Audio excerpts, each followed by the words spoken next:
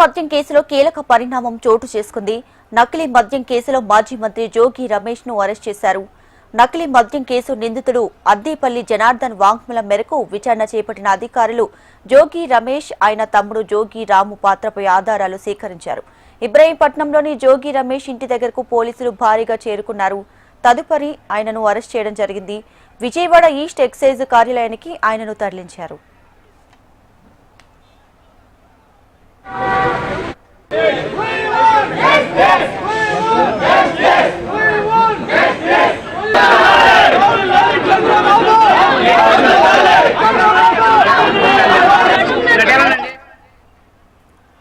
రైటిక కల్తీ మద్యం కేసులో మాజీ మంత్రి జోగి రమేష్ అరెస్ట్ అయ్యారు. సో ఈ నేపథ్యంలో వైసీపీ స్ట్రాటజీ ఎలా ఉండబోతుందో పూర్తి సమాచారాన్ని మా ప్రతినిధి శ్యామ్ లైవ్ లో అందించడానికి సిద్ధంగా ఉన్నారు. శ్యామ్,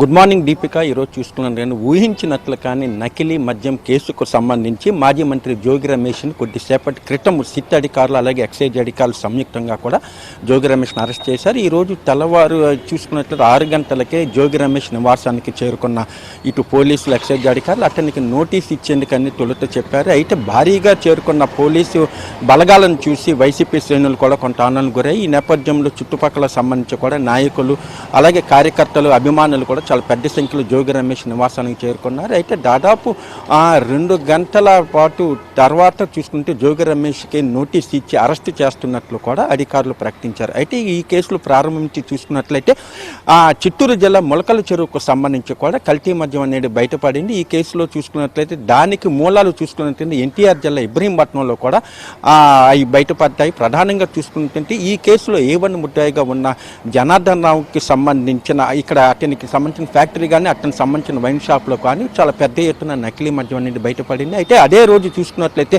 అక్కడే స్థానికంగా ఉంటున్న మాజీ మంత్రి జోగి రమేష్ అక్కడికి వెళ్ళి అక్కడ తయారు చేస్తున్న మొత్తం విషయాన్ని కూడా మీడియా ముందుకు తీసుకొచ్చారు. ఇంత భారీ ఎత్తున కల్తీ మద్యం తెలుగుదేశం పార్టీ కూటమి ప్రభుత్వం అధికారంలోకి వచ్చాక వాళ్ళే తయారు చేస్తున్నట్లు కూడా ఆయన ఆరోపణలు అయితే చేశారు. అయితే ఆ తదుపరి చూసుకున్నట్టు పరిణామాలు చూసుకుంటే ఎప్పుడైతే అద్దేపల్లి జనార్దన్ పోలీసులు అరెస్ట్ చేశారో ఆ తదుపరి ఒక ప్రకటన అనేది అద్దేపల్లి జనార్దన్ నుంచి బయటకు వచ్చింది. జోగి రమేష్ ప్రమేయంతోనే తాను గతంలో నుంచి కూడా 3 సంవత్సరాల నుంచి కూడా తాను నకిలీ మద్యం తయారు చేస్తున్నాను, నీకు ఎటువంటి భయం లేదంటూ కూడా ఆయన భరోసా ఇచ్చిన నేపథ్యంలో తాను ఈ నకిలీ మద్యానికి శ్రీకారం చుట్టానంటూ కూడా అతను ఒక వాంగ్మూలం అయితే ఇచ్చారు. అయితే దీనికి సంబంధించి కూడా వైసీపీ శ్రేణులు తీవ్ర అభ్యంతరం వ్యక్తం చేస్తున్నాయి. పోలీసులు అదుపులో ఉన్న జనార్దన్కి అతని ఫోన్ పోయిందంటూ కూడా ఫిర్యాదు చేశారు. ఫోన్ పోయిన విషయం బయటకు వచ్చినట్లయితే ఇటువంటి ఈ వీడియో ఎలా బయటకు వచ్చిందనేది కూడా వాళ్ళు ప్రశ్నిస్తున్నారు.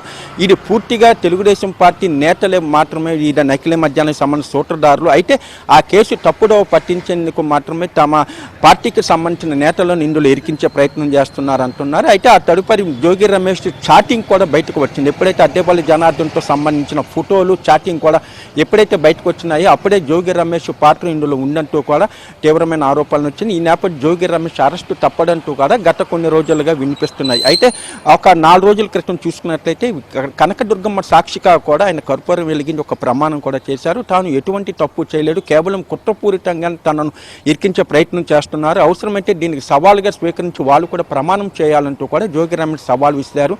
అయితే దీనికి సంబంధించి కూడా తెలుగుదేశం పార్టీ శ్రేణులు ఎవరూ కూడా స్పందించలేదు. చట్టం తన పని తాను చేసుకుపోతున్నట్టు కూడా ప్రభుత్వం చెప్తూ వస్తుంది. ఈ నేపథ్యంలో ఈ రోజు ఉదయం చూసుకుంటే జోగి రమేష్ అరెస్ట్ ద్వారా ఈ నకిలీ మద్యానికి సంబంధించి కూడా జోగి పాత్ర ఉందంటూ కూడా పోలీసులు ఒక నిర్ధారణకు వచ్చారు. ఏదైతే అతను ఇచ్చిన వాంగ్మూలం కానివ్వండి, ఆ చాటింగ్ కానివ్వండి, ఇతర ఫోటోలు, అలాగే ప్రధానంగా జోగి అనుచరులను పోలీసులు అదుపులోకి తీసుకున్నారు.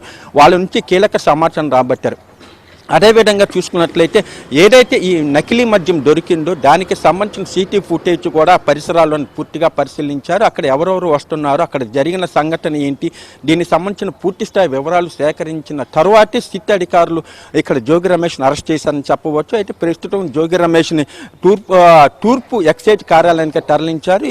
అక్కడ విచారించిన అనంతరం ఈరోజు సాయంత్రం అంటే 24 గంటల్లో ఎవరు ఎప్పుడైతే అరెస్ట్ చేశారో అతన్ని కోర్టులో కూడా హాజరుపరచాలి. అయితే ఈరోజు సాయంత్రానికి సమయానికి అతనికి వైద్య పరీక్షలు నిర్వహించిన అనంతరం అతన్ని కోర్టులో కూడా హాజరుపరిచే అవకాశం ఉంది. అయితే దీనికి సంబంధించి కూడా ఇప్పటికే వైసీపీ శ్రేణులు కేంద్ర పార్టీ కార్యాలయం నుంచి ఒక ప్రకటన కూడా విడుదల చేశారు. మాజీ మంత్రులు పేర్ని నాని అలాగే మిగతా నేతలందరూ కూడా సంయుక్తంగా ఒక ప్రకటన చేశారు. కేవలం ఒకవైపు తుఫాను నష్టము దాంట్లో చూసుకున్నట్టే ప్రభుత్వం వైఫల్యం చెందింది. అదేవిధంగా చూసుకున్నట్లయితే నిన్న కాశీబుగ్గ వెంకటేశ్వర ఆలయంలో కూడా 9 మంది భక్తులు మృతి చెందారు. ఈ 2 సంఘటనల నుంచి కూడా ప్రజలను డైవర్షన్ చేసేందుకు ఈ రోజు ఉదయం హడావుడిగా జోగి రమేష్ అరెస్టు చూపించారు. ఇది కేవలం కుట్రపూరితమే. తెలుగుదేశం పార్టీ నేతలే నకిలీ మద్యానికి ఆజ్యం పోశారు. తమ ప్రభుత్వ హయాంలో చూసుకున్నట్టు ఇప్పటికే తమ పార్టీకి సంబంధించి కూడా ఈ మద్యం కుంభకోణం కేసు అనేది కూడా ఒకటి బయటికి తీసుకొచ్చారు. అసలు ఏమీ జరగని మద్యం కుంభకోణ కేసును బయటికి తీసుకొచ్చారు. అదేవిధంగా మరోసారి నకిలీ మద్యం పేరుతో కూడా తమ పార్టీ నేతలను ఇరికించే ప్రయత్నం చేస్తే ఇది ముమ్మాటికి కక్ష సాధింపు చర్యలంటూ కూడా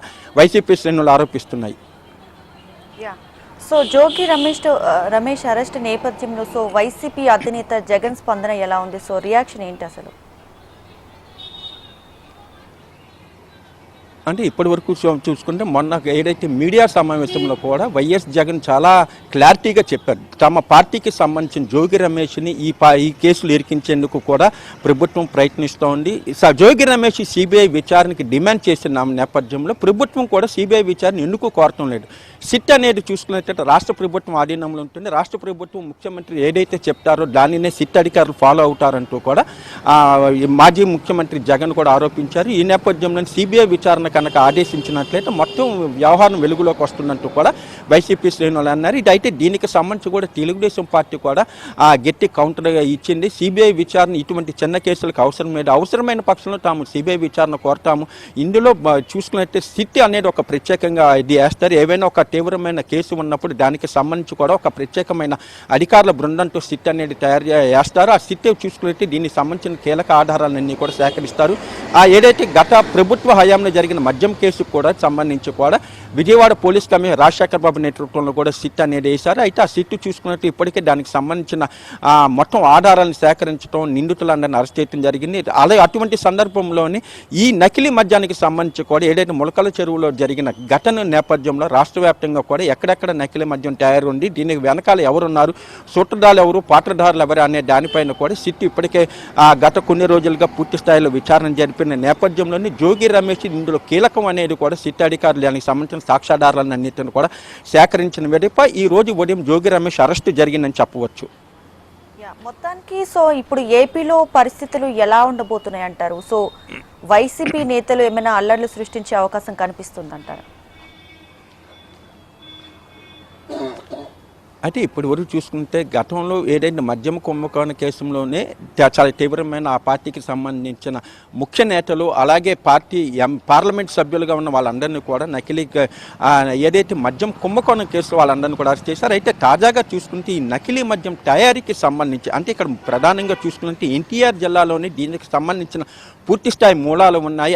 అది కూడా జోగి రమేష్ నివాసానికి కొద్ది దూరంలోనే దానికి సంబంధించిన గోడౌన్లో కూడా బయటపడింది. అలాగే దానికి పక్కనే ఏదైతే ఒక సినిమా థియేటర్ కూడా ఉంది, దానికి సంబంధించిన సీసీటీవీ ఫుటేజ్ కూడా పూర్తిగా అధికారులు స్వాధీనం చేస్తున్నారు. ఒకవైపు ఈ కేసుకు ఎప్పుడైతే బయటపడిందో అప్పటి నుంచి కూడా ఇటువైపు ఎక్సైజ్ అధికారులు, మరోవైపు సిట్ అధికారులు ఇద్దరూ కూడా వేరువేరుగా తమ విచారణ అయితే పూర్తి చేశారు.